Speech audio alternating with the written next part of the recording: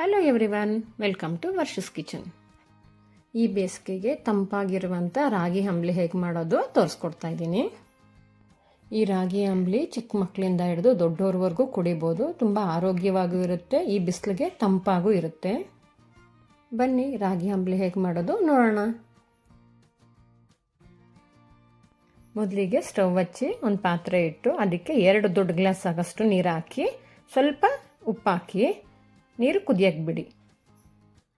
ನೀರು ಕುದಿಯೋ ಅಷ್ಟರಲ್ಲಿ ನಾವು ರಾಗಿ ಹಸಿಟ್ಟು ಕಲಿಸ್ಕೊಳ್ಳೋಣ.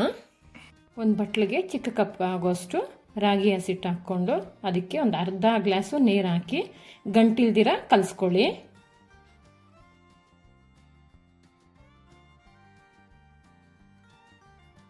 ಕಲಿಸ್ಕೊಂಡಿದ್ದಂಥ ರಾಗಿ ಹಿಟ್ಟನ್ನ ಕುದಿತಾ ಇರೋಂಥ ನೀರಿಗೆ ಹಾಕಿ ಕಲಿಸ್ಕೊಳ್ಳಿ. ಇಷ್ಟೊತ್ತು ಫ್ಲೇಮು ಹೈಯಲ್ಲಿತ್ತು, ಇವಾಗ ಲೋ ಫ್ಲೇಮ್ ಮಾಡ್ಕೋತಾ ಇದ್ದೀನಿ.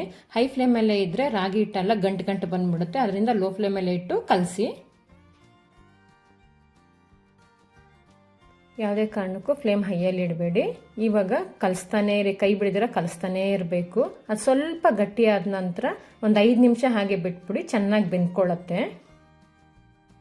ನೋಡಿ 5 ನಿಮಿಷ ಆಗಿದೆ, ಚೆನ್ನಾಗಿ ಬೆಂದಿದೆ. ಇವಾಗ ಇಷ್ಟು ಮಾತ್ರ ಬಂದರೆ ಸಾಕು, ಗಟ್ಟಿಯಾಗಿರುತ್ತೆ, ಗಮ್ಮಂತ ವಾಸನೆ ಬರುತ್ತೆ, ಅವಾಗ ಗೊತ್ತಾಗುತ್ತೆ ಅದು ಬೆಂದಿದೆ ಅಂದ್ಬಿಟ್ಟು. ಇವಾಗ ಸ್ಟವ್ ಆಫ್ ಮಾಡಿ ತಣ್ಣಗಾಗಕ್ಕೆ ಬಿಡೋಣ. ಇವಾಗ ಅದಕ್ಕೆ ಕಲಸಕ್ಕೆ ಮಜ್ಜಿಗೆ ಮಾಡ್ಕೊಳ್ಳೋಣ. ಒಂದು ಬಟ್ಲಿಗೆ 1 ಗ್ಲಾಸ್ ಆಗೋಷ್ಟು ಮೊಸರು ಹಾಕ್ಕೊಂಡು, ನಾನು ಯಾವ ಗ್ಲಾಸಲ್ಲಿ ಮೊಸರು ತೊಗೊಂಡಿದ್ದೇನೋ ಅದೇ ಗ್ಲಾಸಲ್ಲಿ 1 ಗ್ಲಾಸ್ ನೀರು ಹಾಕ್ಕೊಂಡು ಚೆನ್ನಾಗಿ ಕಡಿಬೇಕು ಮೊಸರನ್ನ.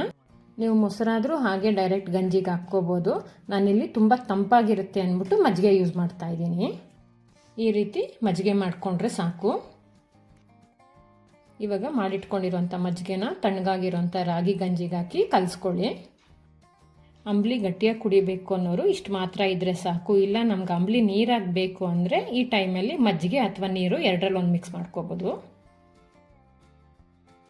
ಇವಾಗ ಸಣ್ಣಗೆ ಹೆಚ್ಚಿಟ್ಕೊಂಡಿರೋಂಥ 1 ಈರುಳ್ಳಿ, ಒಂದು ಸ್ವಲ್ಪ ಕೊತ್ತಂಬರಿ ಸೊಪ್ಪು, ರುಚಿಗೆ ತಕ್ಕಷ್ಟು ಉಪ್ಪು. ನಾನು ಉಪ್ಪು ಮೊದಲೇ ಗಂಜಿಗೆ ಹಾಕಿದ್ದೆ, ಇವಾಗ ರುಚಿ ನೋಡಿಕೊಂಡು ಸ್ವಲ್ಪ ಉಪ್ಪು ಹಾಕ್ಕೊಂಡು ಕಲಿಸ್ಕೊಳ್ಳಿ.